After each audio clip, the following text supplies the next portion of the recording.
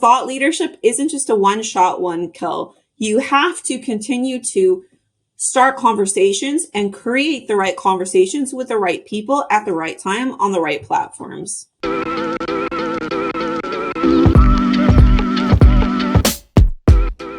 I don't think it's a tug of war. I think it's a marriage between SEO and thought leadership. But, if you're going to hold a gun to my head and make me choose one, I'm going to choose thought leadership.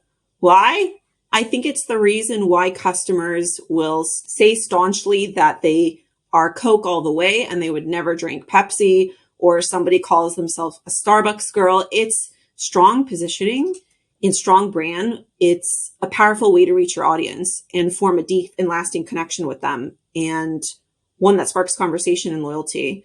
And I think this is something that you need with thought leadership on top of SEO. I think SEO is kind of how you get your foot in the door, and thought leadership is how you get the customer to stay and eventually become a follower, customer, brand advocate. So I'm going to tell you a story. Lusha is a company I've been with for about 2 years. In a nutshell, we're a B2B sales intelligence company.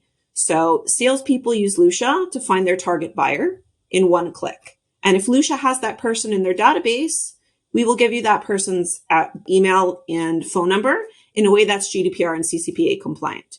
2 years ago, nobody knew who we were. Now, whenever I say Lusha, I get a nod of recognition. Somebody says, "Oh, I love Lusha. Our team is using Lusha. We know your ads. You guys are awesome." And we've grown from 500,000 users in 1 year to almost 1 million. We've scaled our ad spend in 2 years from $5K a month to almost $2 million a month. And while I can't share our ARR, we triple it nearly every calendar year. So we're doing pretty good. I'm going to give you one specific example of how we imbue our copy with personality, which I'm referring to as thought leadership, not merely, sticking in the necessary keywords and making sure you hit the SEO brief, which I do think you should do, but making sure that you're forming a personal connection with those customers. We have an ad which recently really got a lot of exposure. It's gotten at least 1.5 million views to date on YouTube. We're getting rounds of applauses in the industry. We recently got a great brief that's written about the ad from Devin Reed, Gong's head of content. And what it is, it's a short ad.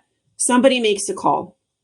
There's a janitor. He picks up the phone. He's got a strong Russian accent. He answers the phone and he says, "Hey, it's Mr. Zuckerberg." Then you see a big stamp on the screen that says, "Wrong, Mr. Zuckerberg."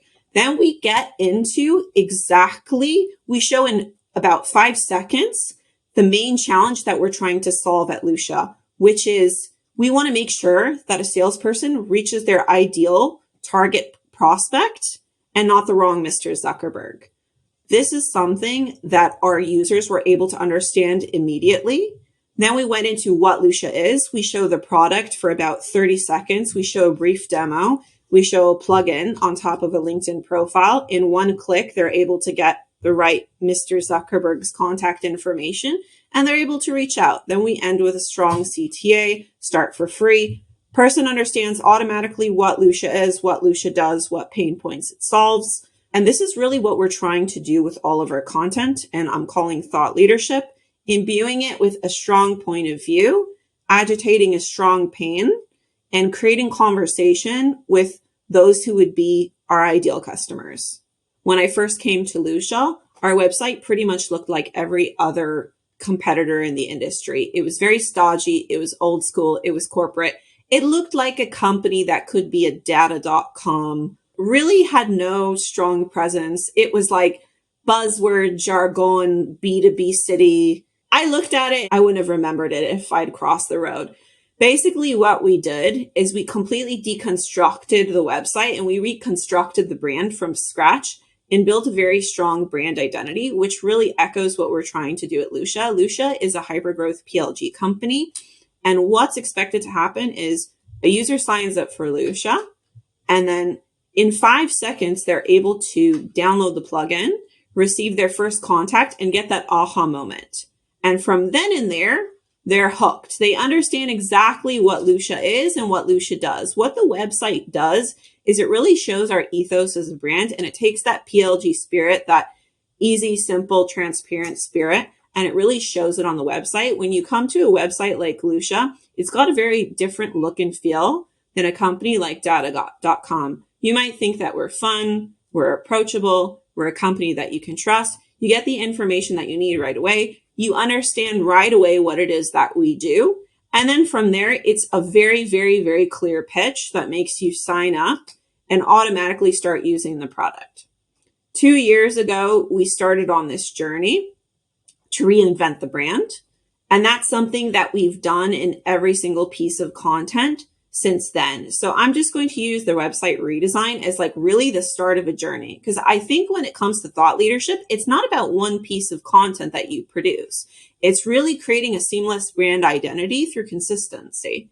So I think that's the only problem that I have with this question, is because thought leadership isn't just a one shot, one kill. You have to continue to start conversations and create the right conversations with the right people at the right time on the right platforms. Our channel grew 1,000% in 2 years. So yeah, that's really part of our content strategy, is really just having personal conversations. And one of the way we're doing it is we really took a page out of Gong's playbook, which is turning the employees into brand ambassadors. We have a number of brand employees who are using their own personal platform to talk about what they do, challenges they face at work, and really just kind of create a presence and create a buzz in the industry. And because these social media platforms are all pay to play, they're getting about 10 times the exposure that our company social media page gets. We have basically LinkedIn strategy sessions for all of our new employees that join, and about once a quarter, we have a social media strategy session where a social media person, he really talks about the value of a strong social media profile. He gives audits for all of the employees. He meets with key employees on a weekly basis, not just C-level and management, but helps them really try to find the stories which are going to resonate with their audiences and make them really thought leaders, which then ultimately drives people to the company page, brings people to the website, et cetera, and so on. So really, like, our constant strategy is we're really trying to hit it on every front, on advertisements, through the website, through social media, pretty much you name it, we're doing it. I mean, we believe in SEO, but we also believe that you need to have the right conversation with the right people at the right time and have an opinion about things. This is Growth Marketing Story with your host, and he goes by Azashai. Come learn from the mindset of growth marketers. This is Growth Marketing Story with your host.